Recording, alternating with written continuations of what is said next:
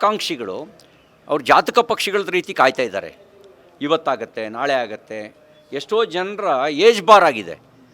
ಆದರೆ ಅದನ್ನು ಸರಿ ಮಾಡೋದು ಬಿಟ್ಟು, ನೀವು ಆ ಕೆಲಸ ಮಾಡೋದು ಬಿಟ್ಟು ಅದನ್ನು ಬಿಟ್ಟು ಉಳಿದಿದ್ದೆಲ್ಲ ಕೆಲಸ ಮಾಡ್ತೀರಿ ನೀವು. ಆ ಗೊಂದಲ ಬಗೆಹರಿಸಿ. ಜಾತಿ ಮೇಲೆ, ಪೇಮೆಂಟ್ ಮೇಲೆ KPSCಗೆ ನೇಮಕ ಮಾಡಿದ್ರ ಪರಿಣಾಮ ಇದು. ಅಲ್ಲಿ ದಕ್ಷತೆ ಕಡಿಮೆ ಆಗಿರೋದು. ಬಹುಶಃ ನನಗನ್ಸುತ್ತೆ, ನಾವು ನಿರುದ್ಯೋಗಿ ಆಕಾಂಕ್ಷಿಗಳು ಆತ್ಮಹತ್ಯೆ ಅಂತೆಲ್ಲ ಕೇಳ್ತಾ ಇದ್ವಿ, ಅವ್ರ ಚಳುವಳಿ ಅಂತ ಕೇಳ್ತಾ ಇದ್ವಿ. ಹೀಗೆ ಮುಂದುವರೆದ್ರೆ ಆ KPSC ಅಧ್ಯಕ್ಷರು ಸದಸ್ಯಗಳೇ ಧರಣಿ ಕೂತರೂ ಆಶ್ಚರ್ಯ ಇಲ್ಲ.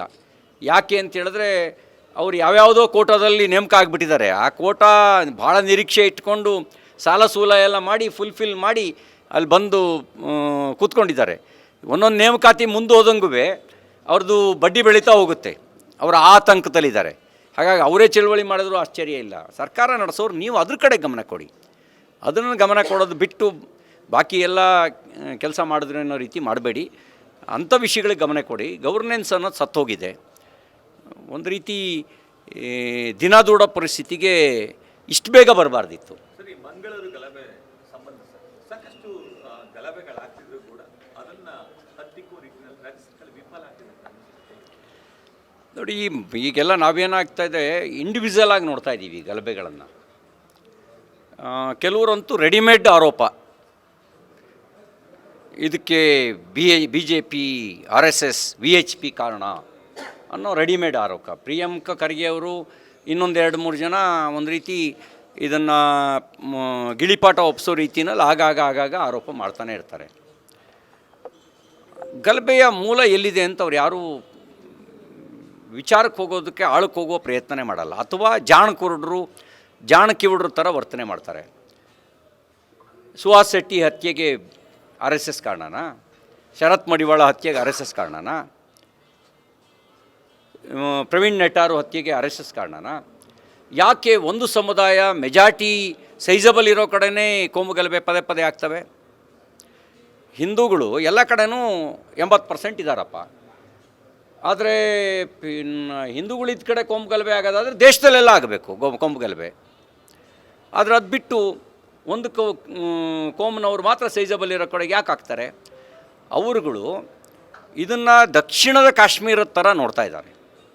ಕಾಶ್ಮೀರದಲ್ಲಿ ಹೇಗೆ ಗಜ್ವಾಯಿ ಹಿಂದನ್ನು ಅನುಷ್ಠಾನಗೊಳಿಸೋದಕ್ಕೆ ಅಲ್ಲಿರುವಂಥ ಹಿಂದೂಗಳನ್ನೆಲ್ಲ ಟಾರ್ಗೆಟ್ ಮಾಡಿದ್ರು, ಆ ರೀತಿ ಇಲ್ಲಿ ದಕ್ಷಿಣದಲ್ಲೂ ಕೂಡ ಇದೊಂದು ಪ್ರಯೋಗಶಾಲೆಯಾಗಿ ಮಾಡ್ಕೊಳ್ಳೋ ಪ್ರಯತ್ನ ಮಾಡ್ತಿದ್ದಾರೆ. ಅದಕ್ಕೆ ಪ್ರತಿರೋಧ ಇರೋದು ಯಾವುದು ಅಂದರೆ RSSಸು. ಅದಕ್ಕೆ ಪ್ರತಿರೋಧ ಇರೋದೇನು VHP. ಹಿಂದೂಗಳನ್ನು ಸಂಘಟಿಸೋ ಕೆಲಸ ಮಾಡುತ್ತೆ. ಅದಕ್ಕೆ ಅವರು ನಮ್ಮನ್ನು RSSನ VHPನ ಟಾರ್ಗೆಟ್ ಮಾಡ್ತಾರೆ.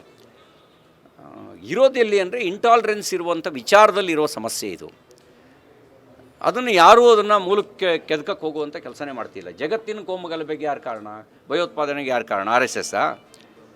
ಈಗ ಸಿರಿಯಾದಲ್ಲಿ, ಇರಾನ್ನಲ್ಲಿ, ಇರಾಕ್ನಲ್ಲಿ, ಈ ಅಫ್ಘಾನಿಸ್ತಾನದಲ್ಲಿ ಇಲ್ಲೆಲ್ಲವೂ ನಡೀತಾ ಇದೆಯಲ್ಲ, ಇದಕ್ಕೆಲ್ಲ ಯಾರು ಕಾರಣ? ಇದಕ್ಕೆ RSS ಕಾರಣನಾ ಈ ಭಯೋತ್ಪಾದನೆಗೆ? ಬಿನ್ ಲಾಡೆನ್ ಸೃಷ್ಟಿ ಮಾಡಿದ RSSಾ? ಜೈಸೆ ಮೊಹಮ್ಮದ್ ಹುಟ್ಟಾಕಿದ್ದ RSSಾ? ಇಂಡಿಯನ್ ಮುಜಾಹಿದ್ದೀನ್ RSS ಹುಟ್ಟಾಕ್ತಾ? ಅದರ ಪ್ರಾಯೋಗಿಕ ರೂಪ ದಕ್ಷಿಣ ಕನ್ನಡದಲ್ಲಿ ಮಾಡುವ ಪ್ರಯತ್ನ ಮಾಡ್ತಿದ್ದಾರೆ. ಹಾಗಾಗಿ ಇದನ್ನು ಹೇಳೋದಕ್ಕೆ ತಾಕತ್ತಿಲ್ಲ. ಸತ್ಯ ಗೊತ್ತಿದ್ರೂ ವೋಟ್ ಬ್ಯಾಂಕಿನ ದುರಾಸೆ. ಹಾಗಾಗಿ ವೋಟ್ ಬ್ಯಾಂಕಿನ ದುರಾಸೆಗೆ ರಾಷ್ಟ್ರವನ್ನೇ ಬಲಿ ಕೊಡುವಂಥ ಷಡ್ಯಂತ್ರದ ಸಂಚಿಗೆ ನೀರೆರಿಯೋದು, ಗೊಬ್ಬರ ಹಾಕುವ ಕೆಲಸನ ಮಾಡಬಾರ್ದು. ವಸ್ತುನಿಷ್ಠವಾಗಿ ನೋಡಿ. ವಸ್ತುನಿಷ್ಠವಾಗಿ ನೋಡಿದ್ರೆ ಸತ್ಯ ನಿಮಗೆ ಗೊತ್ತಾಗುತ್ತೆ, ಯಾರು ಇದರಲ್ಲಿ ಎಲ್ಲಿದ್ದಾರೆ, ಯಾರು ಕಾರಣ ಇದ್ದಾರೆ ಅಂತ. ಅದು ಬಿಟ್ಟು ನೀವು ಬರೀ ಗೂಬೆ ಕೂರಿಸೋದು, ಟಾರ್ಗೆಟ್ ಮಾಡೋದು, ಇಂಥದ್ದು ಮಾತ್ರ ಮಾಡುವಂಥ ಕೆಲಸ ನೀವು ಮಾಡ್ತಾಯಿದ್ದೀರಿ. ಸರ್, ಈಗ ಅಲ್ಪಸಂಖ್ಯಾತ ಇಲಾಖೆಯಲ್ಲಿ ಗೋಲ್ಮಾಲ್ ಆಗಿದೆ. 625 ಕೋಟಿ ಹಣವನ್ನು ಅನುಮೋದನೆ ಪಡೆದಂತೆಯೇ ಜಮೀರ್ ಅಹಮದ್ ಅವರ ಇಲಾಖೆಯಲ್ಲಿ ಬಳಸ್ಕೊಂಡಿದ್ದಾರೆ ಅಂತೇಳಿ HD ಕುಮಾರಸ್ವಾಮಿ ಅವರ ಆಪ್ತ ರಘು ಅವರು RTI ಮೂಲಕ ತಗೊಂಡಿದ್ದಾರೆ. ಅಲ್ಲ, ಸಾಕಷ್ಟು ನನಗಿರೋ ಇನ್ಫಾರ್ಮೇಷನ್ ಪ್ರಕಾರ ಆ ರೀತಿ ಸೆಂಟ್ರಲೈಸ್ಡಾಗಿ ಅಲ್ಲೂ ಕಾಂಪೌಂಡ್ಗಳು ನಿರ್ಮಾಣ ಮಾಡಿದ್ದಾರೆ ನೋಡಿ. ಅದೆಲ್ಲವೂ ಕೂಡ ಸೆಂಟ್ರಲೈಸ್ಡಾಗಿ ಕೊಟ್ಬಿಟ್ಟಿದ್ದಾರಂತೆ ಒಬ್ಬನಿಗೆ. ಯಾರೋ ಒಂದು ಕಾಂಟ್ರಾಕ್ಟ್ರು KTTP ಆ್ಯಕ್ಟ್ನ ಉಲ್ಲಂಘನೆ ಮಾಡಿದಾರಂತೆ, ಅನುಮೋದನೆ ಪಡೆದಿಲ್ವಂತೆ, ಈ ರೀತಿ ಡ್ರಾ ಮಾಡಿದಾರಂತೆ. ತನಿಖೆ ನಡೆದ್ರೆ ಇನ್ನಷ್ಟು ಸತ್ಯ ಹೊರಗೆ ಬರುತ್ತೆ. ತನಿಖೆ ನಡೀಲಿ. ಹೆಚ್ಚಿನ ವಿಡಿಯೋಗಳಿಗೆ ಪ್ರತಿಧ್ವನಿ ಯೂಟ್ಯೂಬ್ ಚಾನೆಲ್ ಸಬ್ಸ್ಕ್ರೈಬ್ ಮಾಡಿ, ಬೆಲ್ ಐಕಾನ್ ಕ್ಲಿಕ್ ಮಾಡಿ.